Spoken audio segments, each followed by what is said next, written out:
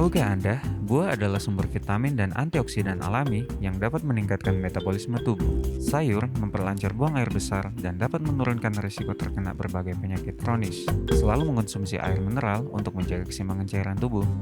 Berolahraga dengan teratur dapat membantu kita mengendalikan berat badan. Selalu beristirahat yang cukup agar tubuh tetap sehat dan bugar. Jangan lupa untuk selalu menyaksikan program live di YouTube channel Cornelius Media, Bridge to the Truth.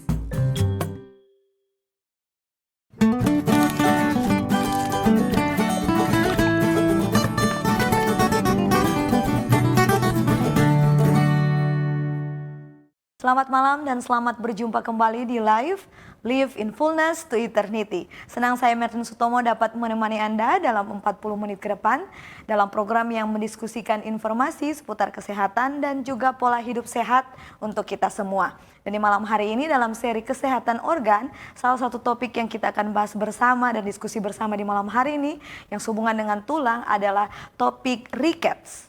Rickets atau rakitis adalah penyakit yang menyerang tulang yang sedang bertumbuh, mengakibatkan tulang anak melunak dan lemah, mudah patah atau berubah bentuk.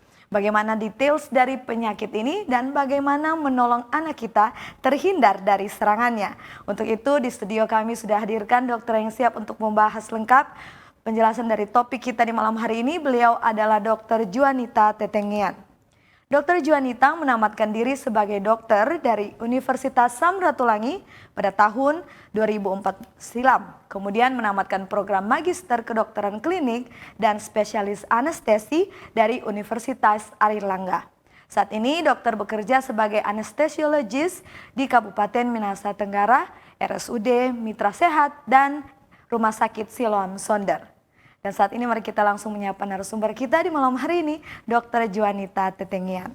Selamat malam dokter. Selamat malam. Apa kabarnya dokter? Baik, terima kasih. Walaupun jauh ya dokter, bisa menyempatkan diri untuk hadir di studio pada malam hari ini. Terima kasih banyak dokter. Sama-sama. Baik, kita akan segera memulaikan diskusi kita di malam hari ini. Tetapi sebelumnya kita akan memulaikan dengan doa. Kita akan buka dengan doa, saya akan pimpin dalam doa. Baik, mari kita satu dalam doa. Ya Tuhan, Bapa kami yang di surga, kami bersyukur ya Tuhan untuk kesehatan yang Tuhan berikan kepada kami sampai saat ini. Dan pada saat ini kami bersyukur kami masih diberikan kesempatan untuk belajar lebih banyak bagaimana agar dapat menjaga kesehatan kami. Kiranya ya Tuhan, Tuhan dapat gunakan narasumber kami di malam hari ini, Dr. Juanita Tetengian, yang sudah bersedia untuk memberikan semua yang dia ketahui, pengetahuannya secara baik dan jelas kepada kami. Agar kiranya ya Tuhan kami semua terberkati tentunya. Ya Tuhan, kami akan serahkan seluruh rangkaian program kami di malam hari ini dalam tangan-Mu. Kiranya Tuhan sertai, kami berdoa di dalam nama Yesus. Amin. Baik, kita akan break sejenak ya dokter. Dan sahabat Live jangan kemana-mana, kami akan kembali setelah pesan-pesan berikut ini. Tetap bersama kami di Live in Fullness to Eternity.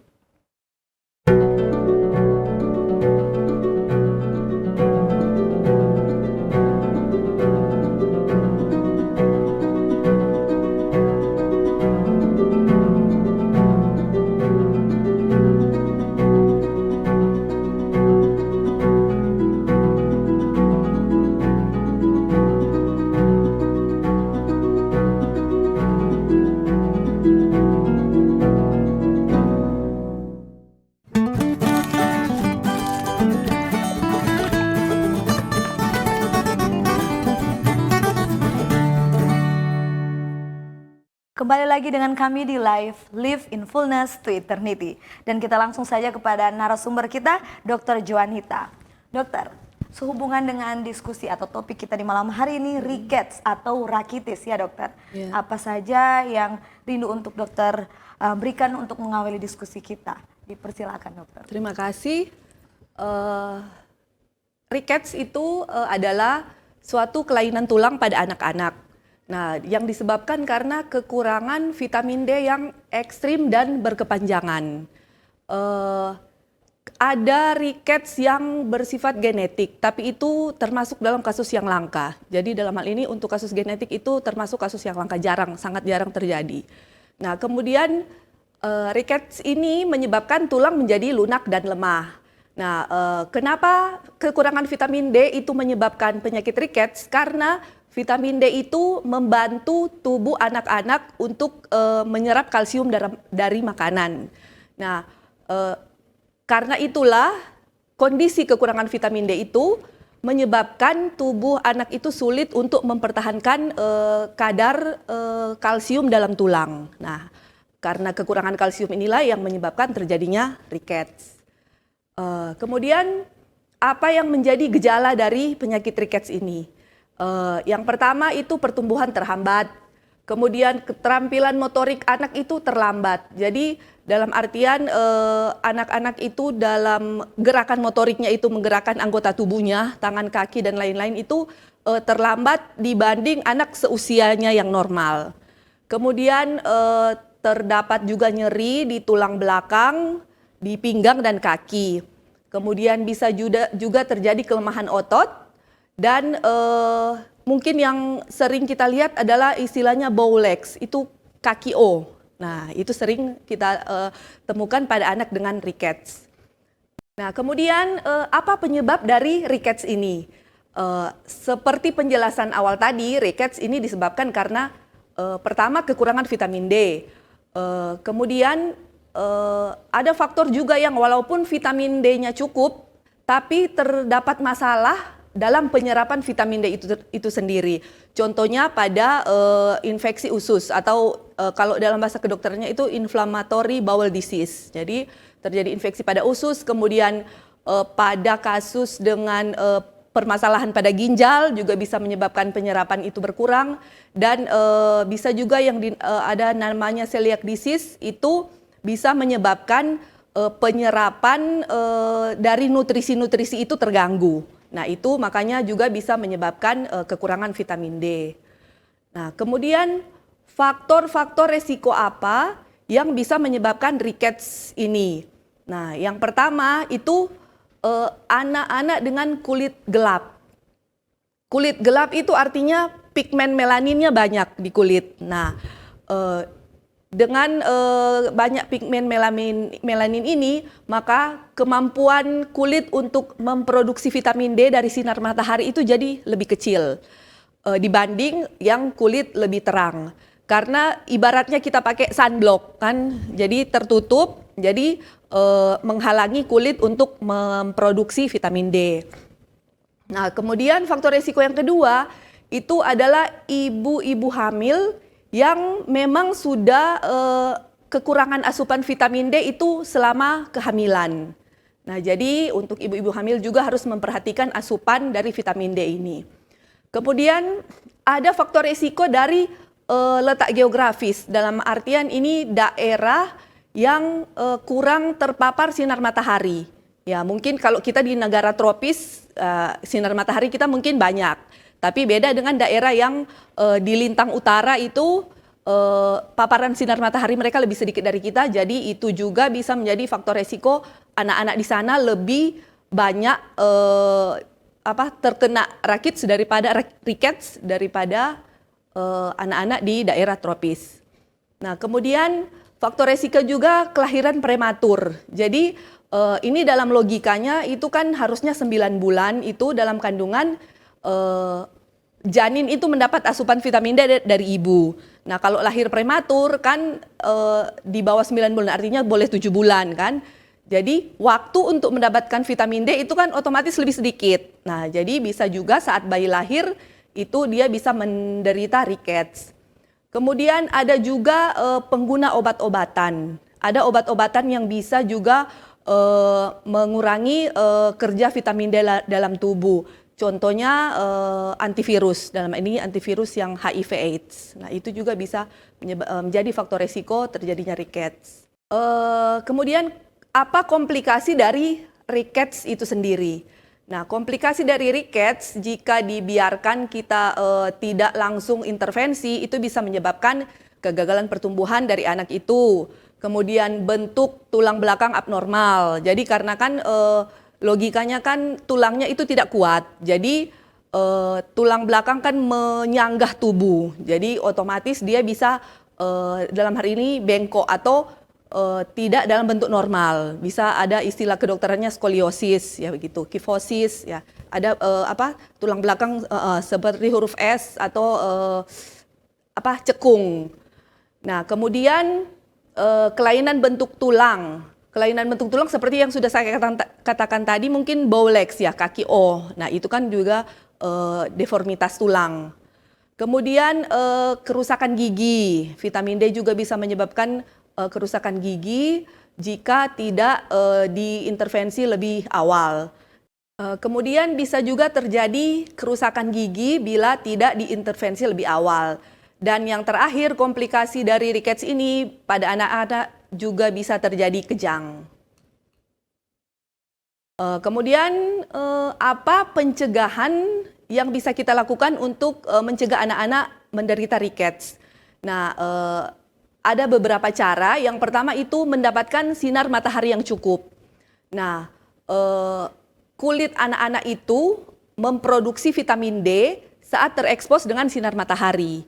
Jadi otomatis kalau anak-anak yang lebih banyak aktivitas indoor, jadi tidak terekspos dengan vitamin D, nah berarti vitamin D dalam tubuhnya bisa turun atau berkurang. Atau anak-anak yang sering memakai sunblock tadi. Nah, mungkin di negara kita ya anak-anak mungkin belum familiar dengan sunblock, ya, mungkin orang dewasa. Tapi di negara-negara luar yang seperti saya katakan tadi, daerah-daerah yang non-tropik itu, kebanyakan mereka memakai sunblock untuk aktivitas di outdoor.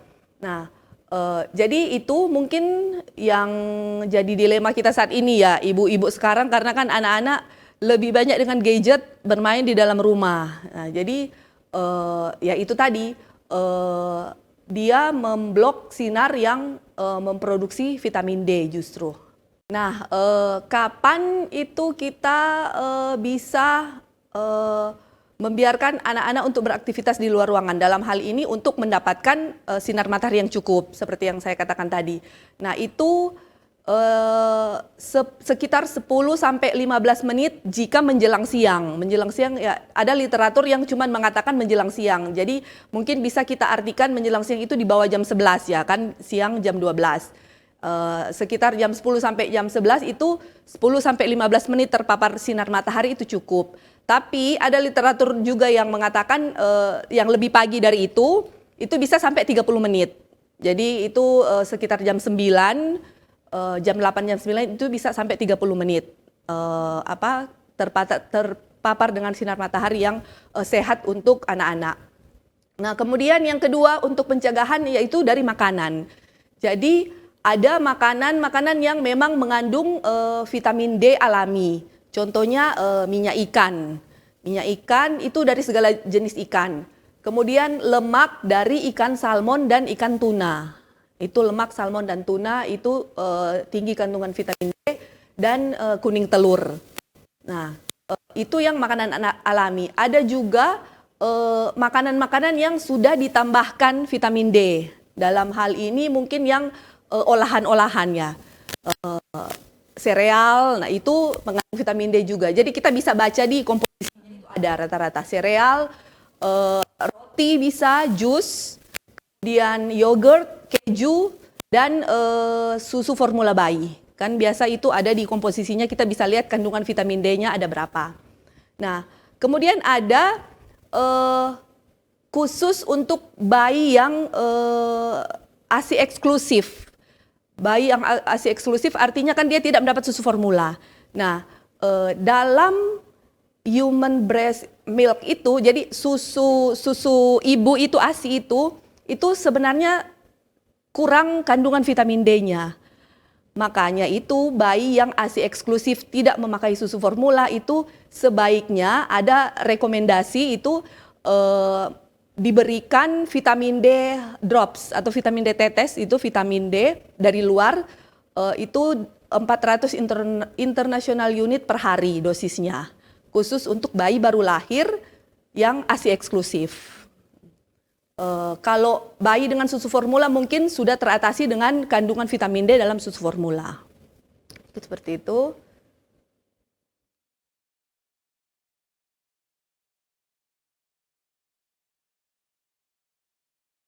Nah, kemudian bagaimana mendiagnosis suatu penyakit rickets? Yang pertama itu dari tulang. Kita bisa melihat tulang kepala dari anak itu lebih lunak dan fontanella atau ubun-ubunnya itu terlambat menutup. Jadi normalnya itu pada anak-anak kan 2 tahun itu sudah tutup ubun-ubun. Tapi pada anak yang menderita rickets itu di atas 2 tahun ubun-ubunnya itu belum menutup. Nah itu salah satu tanda untuk diagnosis. Kemudian bentuk dadanya juga abnormal. Jadi kalau normal itu bentuk dada kita, sangkar dada itu seperti cembung. Tapi kalau anak-anak dengan rickets itu bentuk dadanya lebih flat, rata. Nah itu juga bisa sebagai tanda diagnosis rickets. Kemudian pergelangan tangan dan kaki yang lebih besar dan lebih tebal dari anak-anak normal. Itu juga bisa menjadi tanda-tanda dari penyakit rickettsia. Nah, karena itulah khususnya ibu-ibu yang lebih dekat dengan anak-anak, lebih sering di rumah, ya sebaiknya kita memperhatikan kondisi pertumbuhan dan perkembangan anak dari kecil agar ya kita bisa langsung mengetahui lebih dini, bisa diintervensi lebih dini untuk kelainan yang ada pada anak. Mungkin itu Mem Merlin. Baik dokter, terima kasih untuk penjelasannya dokter. Sekarang saya ingin tanya ya dokter, sehubungan dengan rickets atau yang disebut bahasa Indonesianya rakitis ya dokter. Ada juga penyakit yang namanya rickettsia dokter. Apakah ini penyakit jenisnya sama atau bagaimana dokter? Nah ya memang ada penyakit dengan nama rickettsia, tapi sebenarnya itu beda. Rickets itu bahasa Indonesianya rakitis. Nah kalau rickettsia ini dia itu penyakit yang infeksi yang ditularkan oleh kutu atau tungau. Nah jadi itu beda, rickets dan rickettsia. Penyebabnya juga berbeda ya? Ya, penyebabnya berbeda. Baik dokter, hanya sebutan mungkin nama dari penyakit itu yang mirip aja ya, dokter ya? Oke, baik. Dokter, saya sehubungan dengan yang pernah dokter sebutkan tadi, bahwa pada saat ini anak-anak semakin banyak yang tidak terpapar dengan sinar matahari. Benar begitu dokter? Kemudian sebaiknya 10-15 menit ya dokter untuk anak-anak. Bagaimana dengan yang tadi sempat dokter katakan bahwa mereka yang memiliki kulit lebih gelap mungkin lebih seperti memakai sunblock seperti itu. Apakah waktu paparan sinar mataharinya akan sama dokter untuk mereka yang kulit lebih gelap? Ya kurang lebih harusnya sama. Cuman tadi membedakan mereka lebih beresiko untuk menderita kekurangan vitamin D. Tapi kalau untuk waktu mendapatkan sinar matahari yang cukup ya kurang lebih harusnya sama. Oke begitu. Kemudian penyakit ini ya dokter katanya lebih ke anak-anak. Tapi apa mungkin dewasa juga kena dokter? Dewasa juga bisa karena pada defisiensi vitamin D orang dewasa itu namanya osteomalacia. Jadi beda pada anak-anak rickets, sedangkan pada orang tua, pada orang dewasa itu namanya osteomalacia dengan kondisi ya juga sama, kekurangan vitamin D. Apakah faktor-faktor resikonya sama? Ya kurang lebih sama. Kurang lebih sama ya, tapi ini bedanya terjadi nanti didapat pada dewasa. Umur dewasa ya. Apa penanganannya sama atau berbeda juga dokter? Penanganannya kurang lebih sama karena kan suplemen, diberikan suplemen vitamin D ataupun treatmentnya bisa sampai ya mungkin ke untuk perbaikan tulangnya itu ke dokter tulang. Treatmentnya ya kurang lebih sama. Baik dokter, dokter sebutkan suplemen ya. Memang pada saat ini ada anak-anak juga yang namanya picky eater ya dokter. Harusnya makannya telur semua, malah maunya hanya putih saja ya dokter contoh. Makanya bisa kehilangan atau kekurangan vitamin D-nya. Nah bagaimana untuk mengatasi ini? Ada mereka yang suka memberikan suplemen. Vitamin D seperti itu, apakah itu baik? Itu bisa diberikan tapi sesuai dengan dosis pertama, kemudian jangka waktunya dan harus dimonitoring, termonitor. Nah, karena suplemen yang berlebihan juga itu bisa menyebabkan kondisi yang tidak bagus juga. Jadi dalam artian overdosis ya. Khusus untuk vitamin D ini, efek samping jika berlebihan itu bisa terjadi. Pertama, sering buang air kecil. Jadi ibu-ibu yang memberikan suplemen vitamin D ke anak-anak nanti bisa memperhatikan kalau mereka bila anak-anak itu menunjukkan gejala sering buang air kecil, kemudian sering minum, jadi otomatis ya mungkin karena sering buang air kecil ya sering haus juga, sering minum. Kemudian nafsu makan menurun. Kemudian yang mungkin gejala yang sudah lebih berat lagi bisa mual, muntah, kemudian nyeri perut. Kemudian ada juga gangguan konstipasi. Itu pada pencernaan. Nah, di samping itu juga bisa terjadi pusing dan nyeri kepala, juga nyeri tulang. Nah, jika sudah terjadi seperti itu, ya otomatis sebaiknya dan seharusnya itu harus segera menemui dokter, dibawa ke dokter. Mungkin seperti itu, Mem. Baik, sehubungan dengan suplemen, dokter. Saya dengar kalsium harus dikonsumsi bersama-sama atau ada yang bisa diberikan sendiri seperti itu, atau memang harus bersama-sama, dokter? Harus bersama-sama dengan kalsium dan vitamin D. Suplemen, dokter. Suplemen ya. Ya, kalau vitamin D itu memang ada dosis tersendirinya. Nah, vitamin D itu dia memakai dosis itu per umur. Jadi kalau bayi tadi itu kan 400 international unit per hari. Kemudian untuk anak-anak 1 sampai 3 tahun itu 2.500 international unit per hari. Kemudian 4 sampai 8 tahun itu 3.000 international unit per hari. Dan di atas 9 tahun itu sampai dewasa itu 4.000 international unit per hari. Mungkin seperti itu. Pada saat mengkonsumsi itu harus bersama-sama. Ya. Biar langsung membantu ya penyerapannya masing-masing mungkin ya, dokter. Baik, dokter. Sekarang kita beralih sedikit kepada gejala-gejalanya. Tanda dan gejala. Dari semua tanda dan gejala yang dapat muncul, gejala apa yang paling sering muncul di awal sebagai tanda yang unik? Ini rickets seperti itu. Kalau mungkin ini kan penyakit yang tidak bisa dikatakan akut. Nah, kalau akut kan itu kita bisa langsung melihat kan, umpama contoh pada penyakit stroke mungkin ya kita bisa langsung bicara pelo atau mulut mencong kan kita bisa langsung lihat. Nah, tapi kalau ini rickets ini prosesnya itu agak lama. Jadi kita tidak bisa memastikan langsung oh ini dia rickets. Tidak. Jadi prosesnya karena prosesnya berlangsung lama jadi lama-lama baru kelihatan oh kakinya oh ternyata begitu kan, atau lama-kelamaan baru oh ternyata bentuk dadanya lebih flat, tidak seperti yang normal. Jadi ya seperti itu. Jadi kita tidak bisa langsung melihat dan mendiagnosa ini rickets. Baik, seperti dokter. itu. Terima kasih untuk jawaban-jawabannya. Kita akan tutup dulu seri kedua kita ya. Kita akan lanjut berikutnya dengan topik yang sama yaitu rakitis ya, dokter. Dan sahabat Live, kami akan kembali lagi tetap bersama dengan kami di Live in Fullness to Eternity. Diskusi dan kajian mendalam mengenai tokoh, tema, atau cerita tertentu di dalam Alkitab. Memberikan motivasi dan bimbingan untuk menggunakan metode yang tepat dalam membaca Alkitab. Selalu saksikan program Death Inside Growth setiap hari Jumat pukul 19 waktu Indonesia Tengah di YouTube channel Cornelius Media, Bridge to the Truth.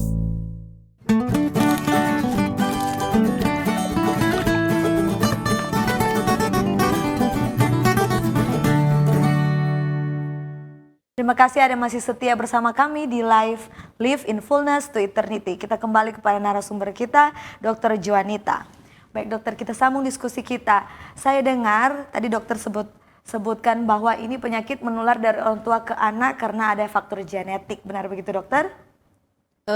Mungkin perlu diluruskan ya, bahwa ini bukan penyakit menular. Oke. Kalau menular kan berarti ditularkan dari ada media penularnya. Nah, tapi kalau disebut genetik itu berarti diturunkan dari orang tua ke anak. Nah, itu bedanya. Ya.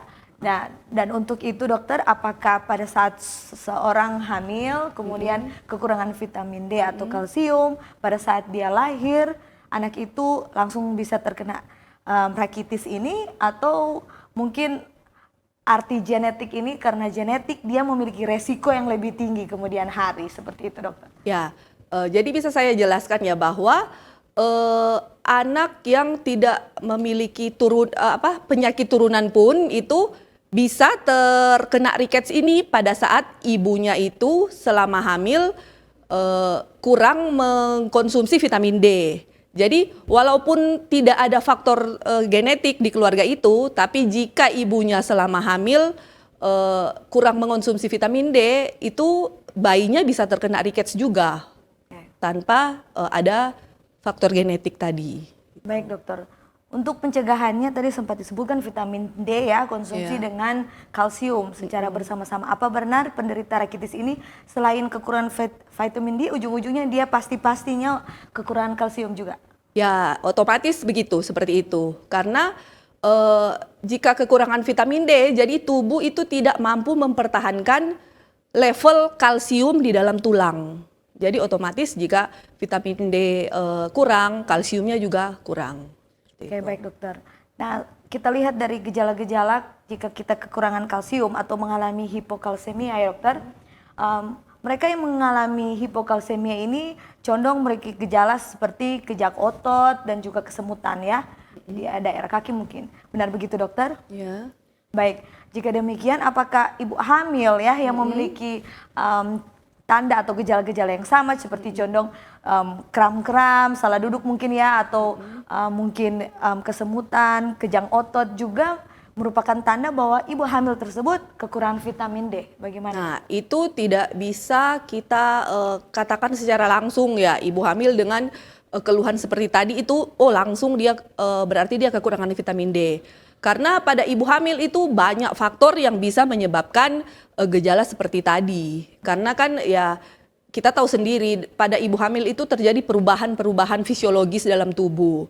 Ya ya paling kasat mata bisa kita lihat ya kan, dia menopang berat yang lebih bayi di dalam perut itu makin besar, itu biasanya keluhan kejang ototnya juga semakin banyak.